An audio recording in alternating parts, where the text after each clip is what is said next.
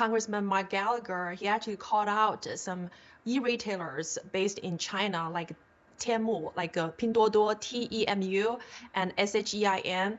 They're not paying like the due taxes. They're just, dumping the U.S. market with cheap product. While in California, I mean, they made it so difficult for small business people to run a legitimate and patriotic business. What a difference.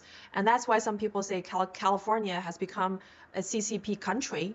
I mean, we were there while Xi Jinping was visiting, and the governor made the street so clean, and they cleaned up all the homeless. And right after Xi Jinping left, all the homeless tent came back. I mean, like they cannot clean up the street for the American people, but they're very willing to do so for a communist dictator. So that's why a lot of people are leaving California and moving their business to Florida, Texas. I don't know whether you have considered the state of Delaware. It's no tax state, right?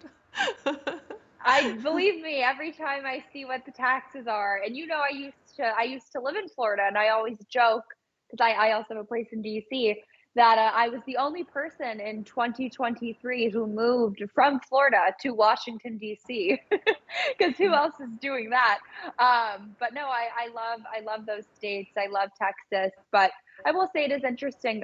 For your fashion focused audience, like so much of the USA made clothing and apparel really is centered here in downtown LA. The Fashion Institute of Design and Merchandising, FITM, is here. Yeah. So it's been very nice to be here because it's such a hub for all of that. And honestly, with the shipping side of things, I can transport stuff to and from the factory. So that's also how I really can keep costs down.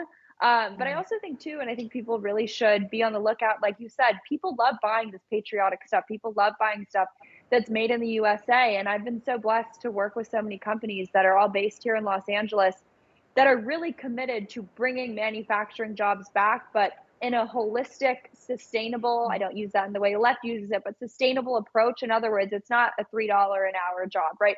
It's meaningful employment that you could raise a family on and that you have overtime and you have, workman's comp and stuff like that, which I think is unique. So it's cool, even though as much as I have my issues with Los Angeles and California, it's cool to, I think, be a part of a movement that really is working to bring jobs back and hopefully eventually take down the CCP.